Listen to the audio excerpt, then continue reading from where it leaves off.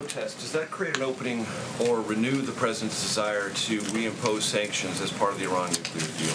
And I have a follow-up on Pakistan also. Look, we certainly keep our options open in terms of sanctions, in terms of signing a waiver later in January. The president hasn't made a final decision on that. He's going to keep all of his options on the table in that regard. Has the Iranian protests changed the calculations about that? Meaning created a situation in which the president, who was already inclined to be moving in that direction, would move more rapidly in that direction to send a signal not just to the Iranian regime but to the world? Not necessarily. I mean, I think the president's been very clear what his position is in support of the Iranian people, and in terms of what decision he'll make on that waiver. He hasn't made a final one yet, but he's going to keep every option on the table with regard to that. And on Pakistan, what precipitated the president's tweet about threatening to withhold future U.S. aid? Is there something in particular that he was either briefed upon or that he noticed?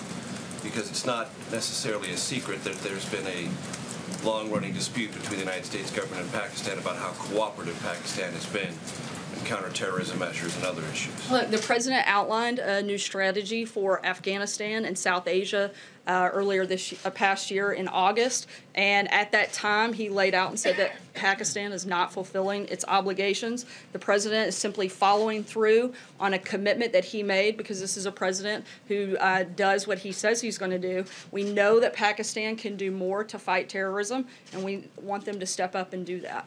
Sarah, Happy New Year.